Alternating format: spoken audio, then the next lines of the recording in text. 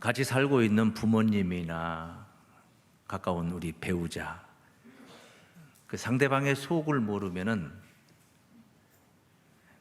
겉을 모르는 게 아니라 속을 모르면은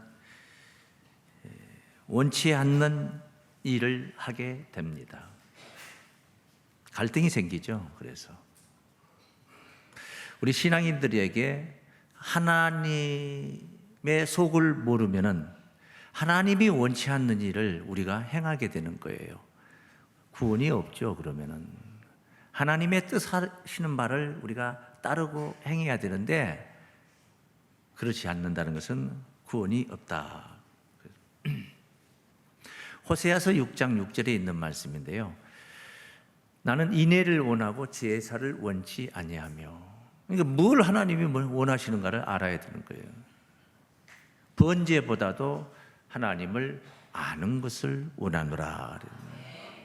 재물을 이렇게 가져다가 양을 잡고 소를 잡아서 하나님께 제사 드리는 것보다 하나님을 아는 것을 원하신다. 그 오죽했으면은 아는 것이 영생이라고 했겠습니까?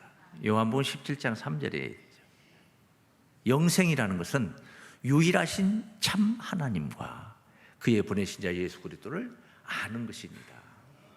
그게 영생이라는 거예요. 안다는 것은 지식이죠. 근데 그런 지식 가지고 무슨 영생을 합니까? 우리가 천국 가는데 성경 시험 봐서 합격이야 가는 겁니까? 그건 아니잖아요. 아는 것이 영생이라는 것은 아는 자만이 그 뜻을 행할 수가 있고 뜻대로 행하는 자들에게 구원이 주어지기 때문인 거예요. 알아서 뜻을 따르라 그런 말이에요. 하나님의 뜻을 따르라. 구약시대 이스라엘 백성들, 유다와 예루살렘 백성들에게 했던 말씀이 이사야서입니다. 이사야서 말씀이 그 말씀이에요. 근데 그 이사야서 1장 3절에 보면은 소는 그 임자를 알고, 소가 자기 주인을 알잖아요. 나귀는 주인의 구유를 알건만은 내 백성은 알지 못한다, 깨닫지 못한다. 한탄하신 거예요. 짐승도 자기 주인을 아는데 내 백성, 하나님의 백성들은 하나님을 알지 못한다. 네? 알지 못한다. 한탄하신 거죠. 우리는 악한 세상 속에 갇혀 있습니다. 그렇지 않다 할지라도 노출되어 있는 거예요. 이런 세상 속에서 우리가 사는 길은 예수 믿고 하나님의 뜻을 따르는 길인데 그 하나님의 뜻이 무엇인가를 우리가 분별을 해야 되잖아요. 깨달아야 되잖아요. 로마서 12장 2절에 있는 말씀인데 이 세대를 본받지 말고 하나님의 선하시고 기뻐하시고 온전하신 뜻이 무엇인가 분별하라. 그 이유가 있는 거예요. 세대를 본받지 말고 분별하라. 하나님의 뜻을 분별하라. 과연 하나님이 오늘 이 시대 지금 당장 원하시는 제사는 무엇일까? 하나님의 구하시는 제사. 이것은 오늘 본문에 있는 말씀 그대로 옮겨놓은 겁니다. 제목을. 하나님의 구하시는 제사는 무엇일까? 지금 앉아서 우리 찬송하고 기도하고 또 설교 듣고 이러면 될까요? 이게 다 할까요? 그렇지 않습니다. 오늘 본문 내용은 다윗 왕이 이스라엘의 왕 다윗이 밧세바 우리아의 그 아내 밧세바를 범한 죄로 인해서 하나님 앞에 통회하며 기도하는 내용입니다. 그 중에 한 일부분을 본 겁니다. 죄를 범한 거예요. 다윗이 왕이 죄를 범한 거예요. 그리고 나서 하나님이 구하시는 제사가 뭔가를 논하고 있는 거예요. 기도 속에서 논하고 있는 거예요. 통회하면서 올리는 거예요. 그런데 이 기도를 하나님이 들어주십니다. 다윗이 죄인이잖아요. 그런데 이 기도를 들어주시고 그와 동행하시며 이스라엘 나라를 강성하게 하고 위대한 성군으로 다윗을 세우시는 거예요. 이런 내용 속에 있는 하나님이 구하시는 제사, 다윗이 논한 이야기, 하나님이 구하시는 제사. 그 첫 번째가 뭐냐? 오늘 본문 한번 읽어봅니다. 주는 제사를 즐겨 아니하시나니 그렇지 않으면 내가 드렸을 것이라. 제사를 즐겨. 그러니까 제사를 드려 양을 잡아서 드려서 이 죄를 자기가 지은 죄를 해결할 수 있었더라면 했을 것이다. 여러분이 지은 죄를 헌금을 얼마큼 해가지고 해결할 수 있었으면 했을 것이다. 주는 번제를 기뻐하시지 아니하시나이다. 기뻐하지 아니하시나이다. 번제를, 제물, 예물, 이것을 기뻐하지 않는다. 그럼 뭡니까? 첫 번째, 그 뒤에 하나님의 구하시는 제사는 따라하십니다. 상한 심령이라. 상한 심령. 네? 상한 심령. 이게 하나님이 구하시는 제사라는 겁니다. 네? 상하지 않으면 안 된다는 이야기가 되는 거죠. 그래서 첫 번째 하나님이 구하시는 제사, 첫 번째 우리 한번 따라하시겠습니다. 상한 심령입니다. 시편 34장 18절에 보면은 여호와는 마음이 상한 자를 가까이 하시고 중심에 통회하는 자를 구원하시는도다. 마음 상한 자를 가까이 하고 중심에 통회하는 자를 기뻐하신다.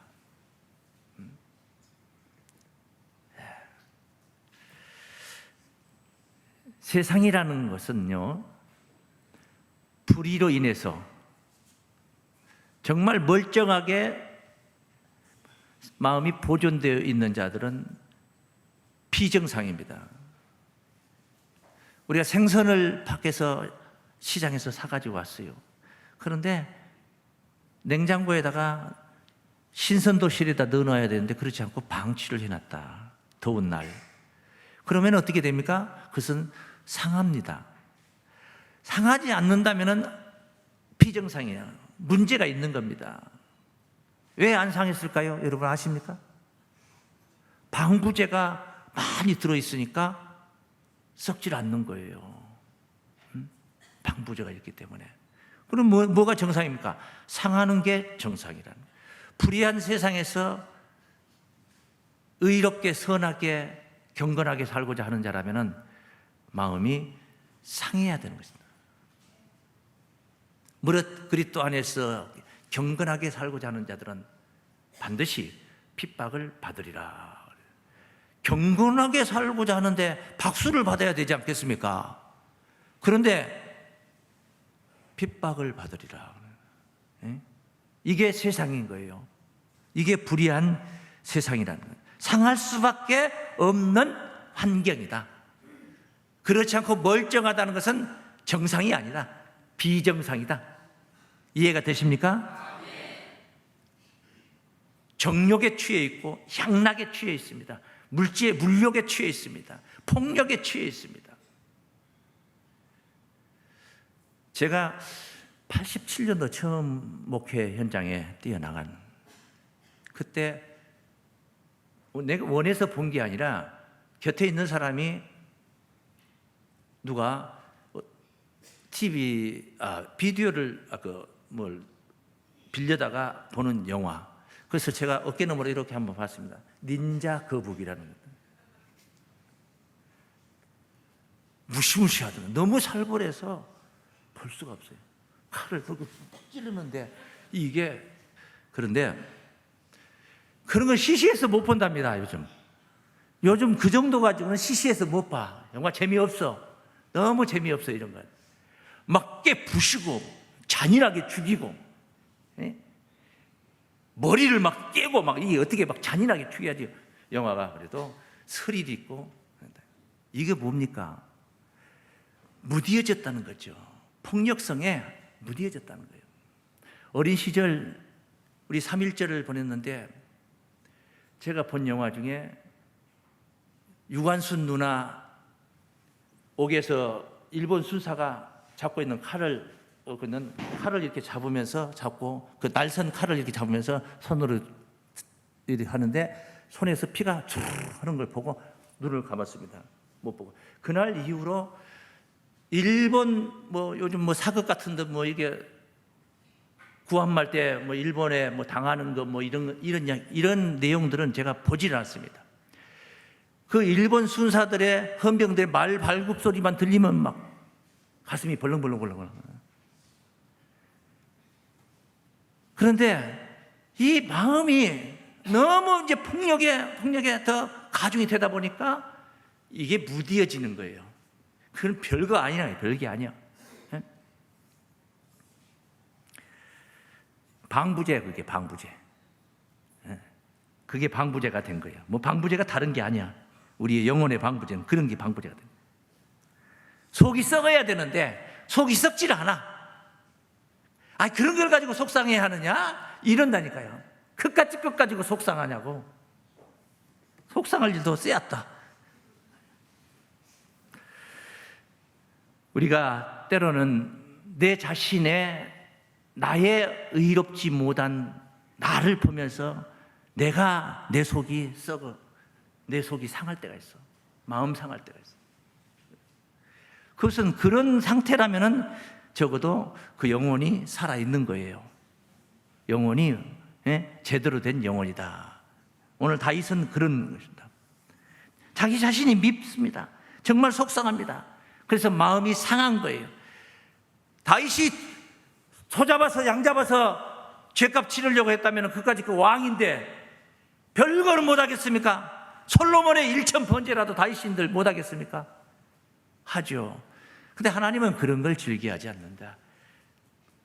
내 자신의 잘못된 행실을 보고 내가 내 마음이 상해야 되는 거예요. 내 속이 상해 있어야 되는 거예요. 잘못된 죄를 가지고도 해벨레하고 웃고 희희낙낙거리고 하는 그것은 비정상이라는 거예요. 정상이 아니라는 거예요. 그러니까 이건 누구에게 해당되냐? 불의한 세상 속에 살고 있는 우리 모두에게 다 해당되는 이야기라는 거예요. 왜?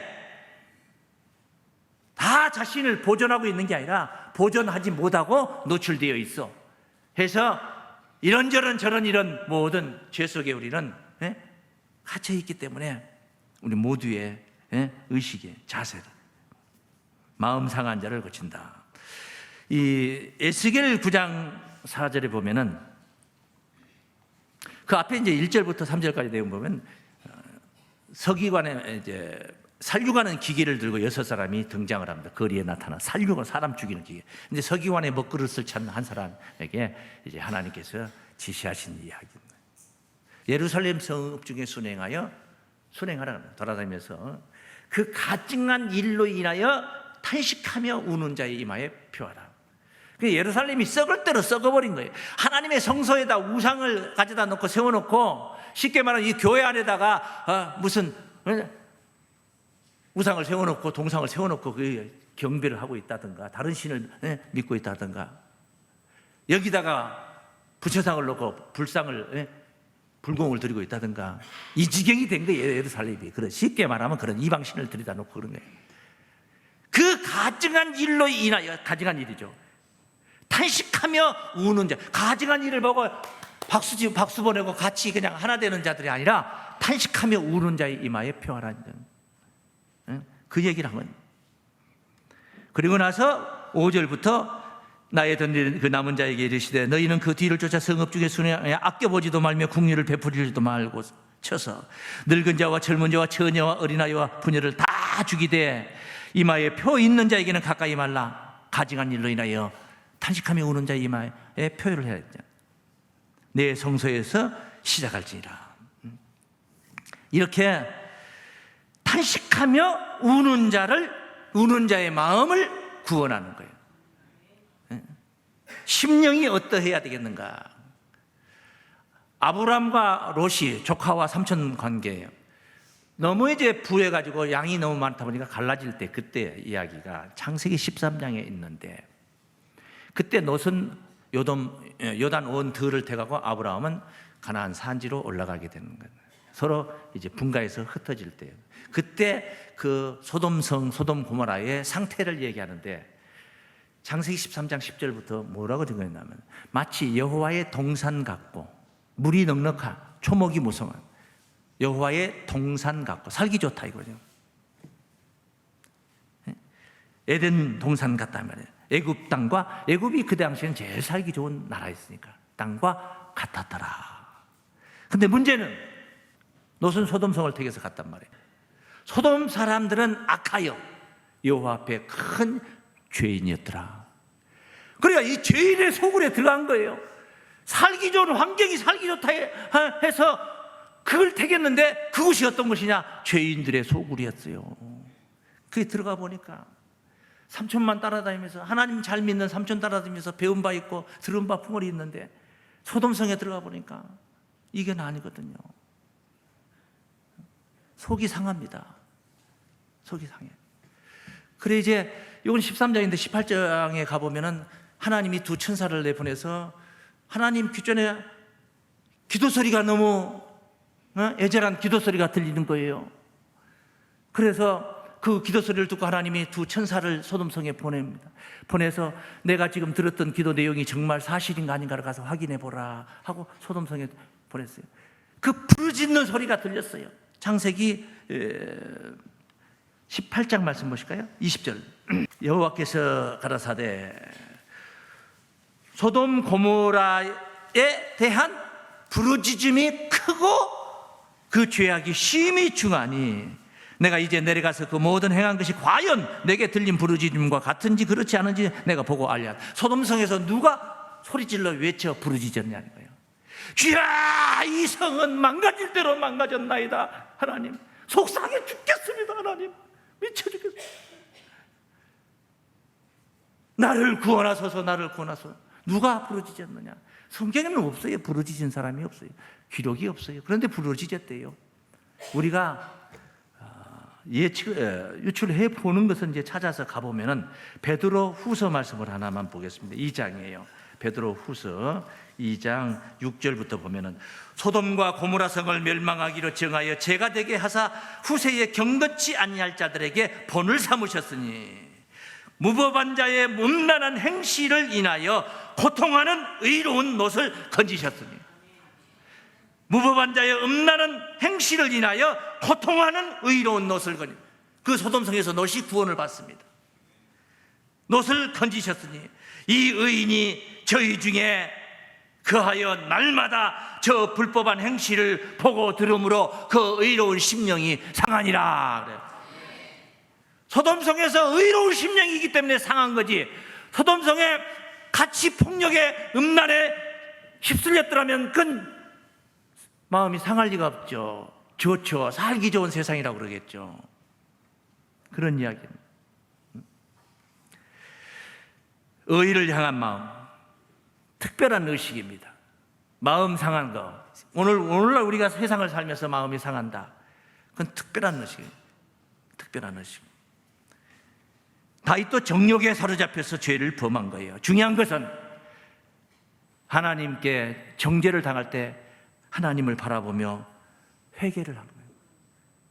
자신의 과오를 크게 뉘우치며 회개를 한 거예요. 그리고 나서 회개라는 게 뭐예요? 뜯어 고쳤다고 그랬죠.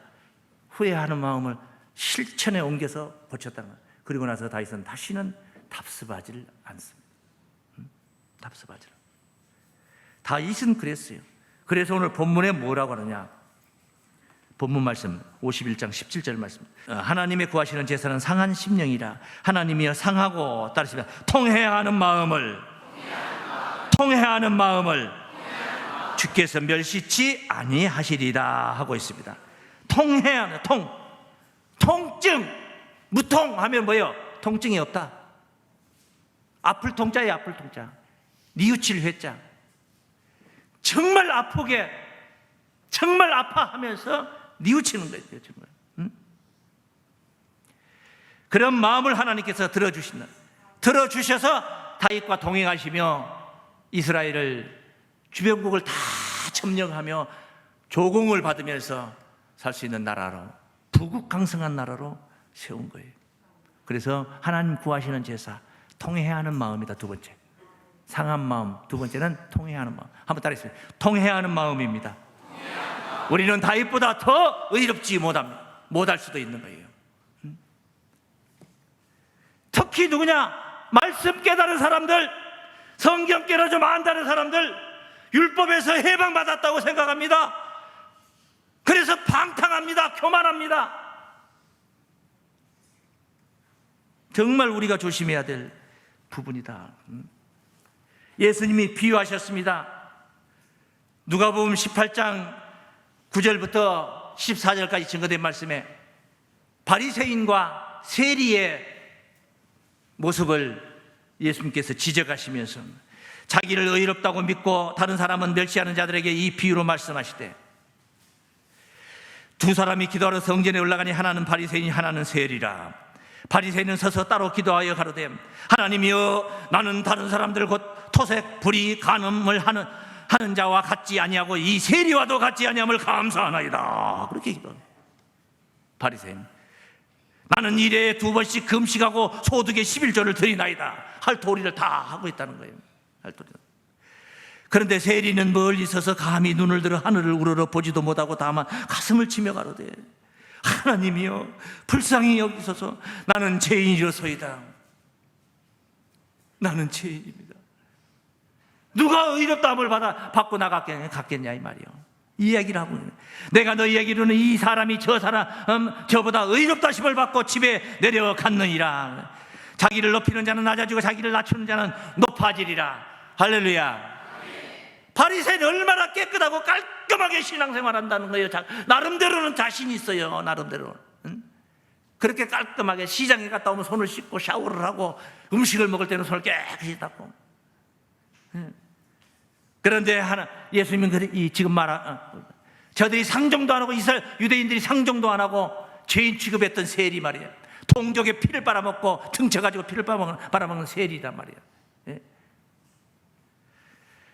그래, 이 세리는 자신을 고백하고 있지 않습니까? 누가 의롭다함을 받고 갔겠냐, 그 이야기를 하고 있는, 통회하는 마음, 과오를 가슴 아프게 생각하고 뉘우치는 겁니다. 회개를 하는 거예요. 그래, 회개를 하고 이제 다시는 그 일이 반복되지 않으면 얼마나 상쾌한지 몰라. 잠만 잘 잔다고 해서 상쾌하는 게 아니야. 잠자고 일어날 때, 잠잘 때는 몰랐는데 잠자고 딱 일어나니까 회사 부도나는 사건들 때문에 미칠 지경이야. 머리가 터지려고 그래. 상쾌합니까? 상쾌합니까? 상쾌할 리가 없죠. 사도행전 3장 19절 말씀이에요. 3장 19절 말씀.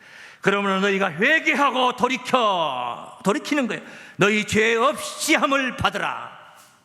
회개하고 돌이켜 죄 없이 함을 받아. 무죄한 자가 되는 거예요. 이같이 하면 유쾌하게 되는 날이 주 앞으로부터 이를 것이요.